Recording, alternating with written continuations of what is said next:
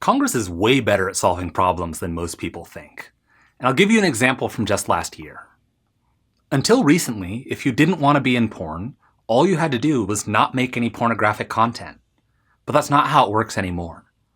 A high school freshman in Texas had a classmate who took her pictures off of social media, used an AI app to make nude deepfakes of her, and then sent those images to her entire school through Snapchat. The student who made the images faced no real consequences, and despite pleas from the girl's mother, those images remained online for 8 months before Snapchat finally took them down. Ted Cruz and Amy Klobuchar wrote a bill to tackle this problem. It's called the Take It Down Act. It makes posting non-consensual sexual imagery a federal crime, and it requires online platforms to take these images down within 48 hours of getting a notification from the victim. Crafting this bill was a bit more tricky than you might think. Technically, the most recent season of South Park did include non-consensual sexual imagery, so you had to craft this bill in a way that respects the First Amendment right to free speech. Ultimately, Cruz and Klobuchar were able to strike an acceptable balance, and the Take It Down Act passed both chambers of Congress with overwhelming support from both parties. And it's not like this is the only bill Congress passed in 2025, and it's not like 2025 was an unusually productive year. In 2024, Congress passed a huge bill to accelerate the development of nuclear energy. In 2023, Congress passed a major reform of the organ transplant system. And in 2022, Congress passed one of the largest expansions of veterans' healthcare benefits in American history. Congress finds bipartisan solutions to big problems all the time. They don't do it as much as I'd like. They don't do it as much as they used to, but they do it a heck of a lot more than most people give them credit for. In fact, I'll bet you hadn't heard of most of those bills that I just mentioned, even if you follow the news very closely. I'll bet you have heard of the 2025 government shutdown and the 2024 impeachment of Alejandro Mayorkas and the 2023 debt ceiling crisis. So why is that? Why do we hear so much about Congress's failures and so little about Congress's successes? Well, you've probably heard this hypothesis that the news is fundamentally biased towards conflict, because that's what attracts viewers and readers. And I think that's certainly true.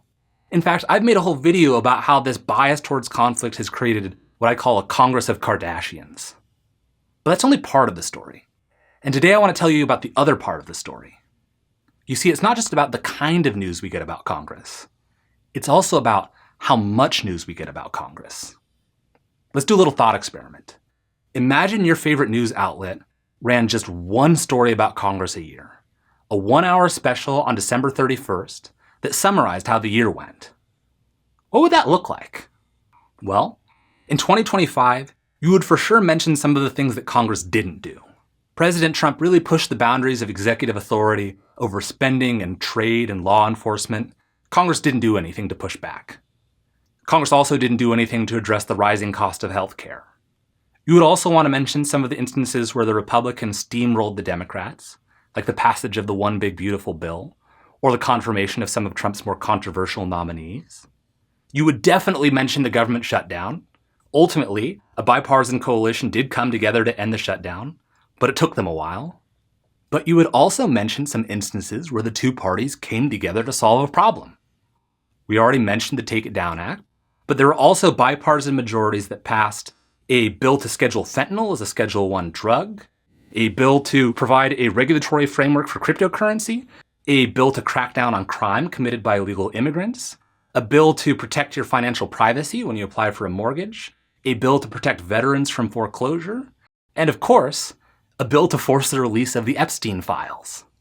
When you look at it that way, you get what I think is a pretty balanced summary of what Congress accomplished over the year. There were tons of problems they didn't solve.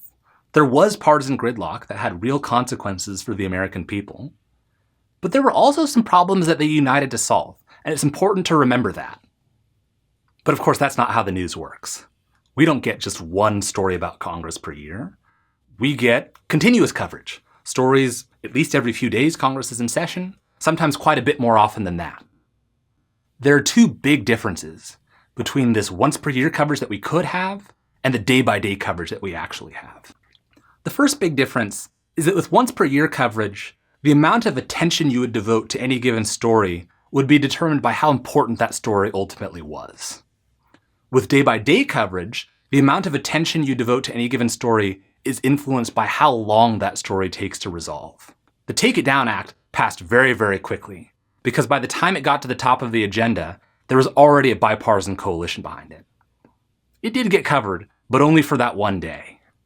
But when the government shutdown got to the top of the agenda, the two parties still hadn't worked out an agreement on how to solve the problem. As a result, the government shutdown stayed at the top of the agenda for 2 months and dominated the news the entire time. The second big difference is that with once per year coverage, the focus is really on how things turned out in the end. Whereas with day-by-day coverage, there is much more emphasis on what happened along the way. So take the government shutdown. That lasted for 43 days. And for 42 of those days, the story was Congress fails to end the government shutdown. And then for one day at the very end, the story was bipartisan coalition comes together to end the shutdown. The partisan fighting got 42 times as many days of coverage as the eventual bipartisan resolution. So you can see the problem here. There is a ceiling on the number of days the news can spend covering any given story. And the faster Congress solves the problem, the lower the ceiling is on that story. That's going to make it look like Congress is fighting and failing way more often than it actually is.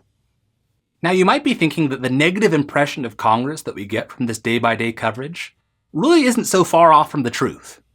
After all, the government shutdown was a lot more important than the Take It Down Act, and the failure of Congress to quickly come to an agreement did have real consequences for a lot of people. Those are both totally fair critiques, so I want to provide you with a different example. COVID relief. You can probably remember all of the partisan bickering in Congress over how to respond to the pandemic. Except that's not actually how it played out at all. Within about a week of the first confirmed COVID death in the United States, Congress passed a bill to fund the development of a vaccine. And about 2 weeks after that, Congress passed a bill to shore up unemployment insurance, paid sick leave, and food stamps. About a week after that, Congress passed a multi-trillion-dollar economic stimulus package to counteract the effects of the lockdown.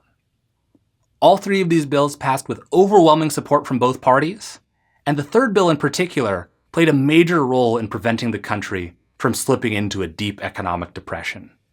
So why is it that when you think back to how Congress handled the COVID pandemic, you remember so much partisan fighting? Well, it's this bias that we were just talking about. All three of the bills that I just mentioned passed very quickly, so they weren't at the top of the news cycle for very long.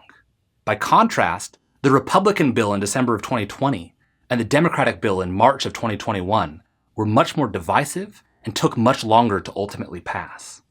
That allowed them to stay at the top of the news cycle for much longer. So when you think back to how Congress responded to the pandemic, those are the bills you remembered, not the earlier ones, even though the earlier bills were much more important for how the crisis ultimately played out. It reminds me of how it feels like there are never any good snacks in my pantry. Every time I open it up, it's nothing but crap that I don't want to eat. Why is that? Why don't we ever buy snacks that I like? Well, the fact is we do. All the time. The problem is that I eat them right away. If I looked back on any given week and asked myself, did I eat any snacks that I liked? The answer is almost always yes. But that's not what I do. Instead, I look back and ask, out of all the times I opened the pantry, on average, how often did I find things that I liked? And because I eat all the good snacks right away, and because I check the pantry 6 times a day, it feels like there's never anything good in there. Those of us who follow politics closely are checking the pantry 6 times a day. We are gobbling up all the good stories where Congress actually did something, but then gradually forgetting about them as they get buried under all those times we open the pantry and don't find anything new. And I think this is one of the great ironies of American politics. The more often we check in on Congress, the less we notice their accomplishments. But what do you think? Am I being too soft on Congress? Is the bottom line that they are failing to live up to what we need them to do? Or did I convince you that the way we consume the news minimizes their successes and magnifies their failures? Let me know what you think in the comments. And as always, thanks for watching, and I'll see you next time.